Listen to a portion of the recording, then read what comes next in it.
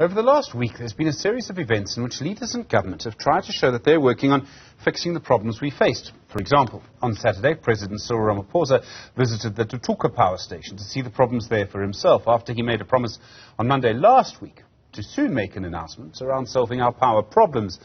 You would have seen the police minister, Bheki Cele, visiting many areas which have seen violent crimes. He was doing it again over the weekend, promising communities that there will be help from the police soon.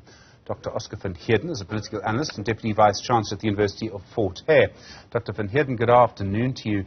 When you see these big public events with the President or a Minister, they're in a community, they're making promises, do you think communities believe them, that there's going to be change?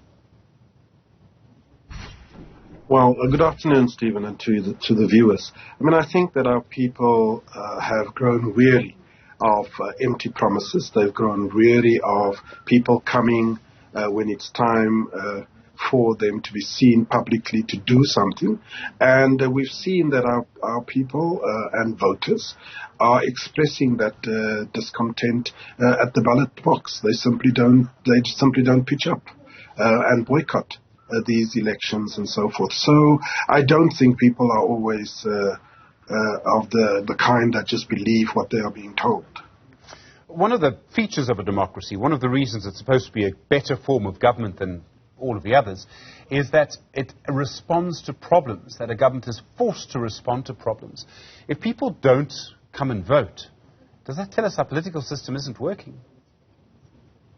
Well, it's not necessarily that it's not working, but there are frustrations. People are becoming apathetic. They are saying that we don't believe you any longer. I don't necessarily, Stephen, think that it points to a state that is failing. I think that our political system is rather vibrant. There are regular elections being held every 5 years, local government and so forth, as well as a functioning legislature, the independent courts and so forth. So politically the system is working, but I do think that we've become used to large numbers of people turning out to vote. The euphoria, I think, has died down, and people are simply frustrated and not seeing the results that they are voting for. The question then comes, I suppose, which is that why are those in charge, those in government, not creating problems not creating solutions to governance problems? So if you have a high crime rate, as we've seen, why are we not seeing any proper sort of response to it? I realize these are difficult problems. The same goes for electricity. We haven't really seen, to my mind anyway, a comprehensive response to a governance issue. No, absolutely, absolutely.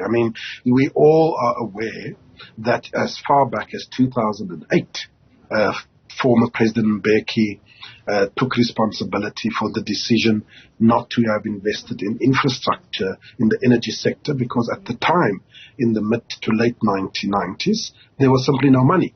But money was found over the time. They built Kusile and Madupe. They told us that these are large power generating facilities that's going to solve our problems. And unfortunately, 14 years later, we are still sitting with problems of load shedding. Andre de Ruyter is now dealing with massive corruption, with criminality, of people that is more than willing to keep the system broken because it benefits them at the expense of taxpayers and the people of South Africa.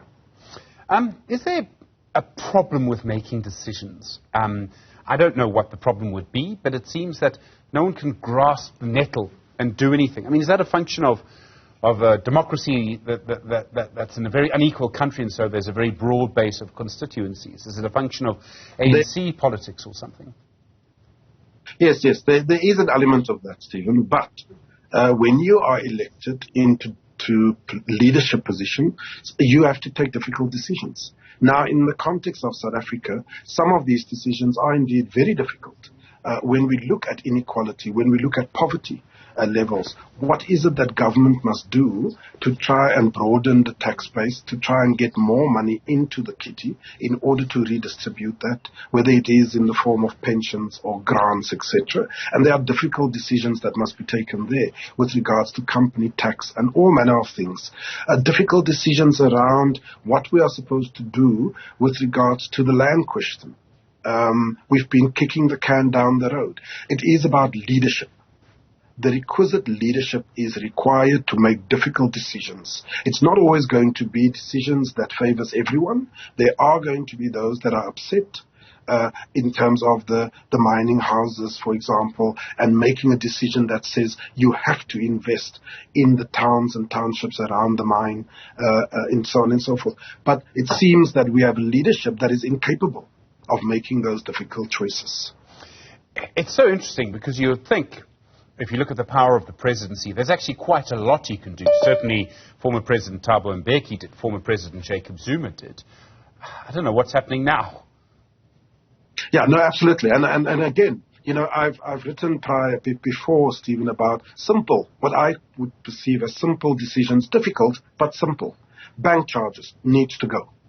We need to face up with the banks and say, in the rest of the world, they don't have a profit margin that is so high that they make off bank charges. You are already using our money to make more money for yourselves and for your shareholders. Why is it that we must still pay bank charges every time we want to access our money, whether it's deposits or withdrawals, etc.? That decision is difficult, but it must be taken.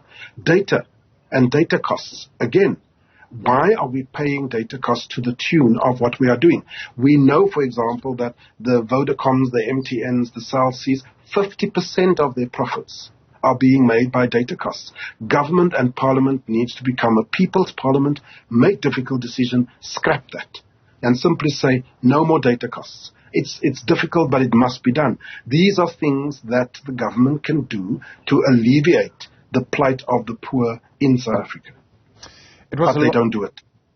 It was a long time ago, and it was shocking at the time, the first time I saw an ANC cabinet minister having to run for cover because they were being threatened. I think a community was stoning them. It was Masiwa Lekota. He was defense minister and ANC chair at the time, I think in Merafong, around 2006 perhaps.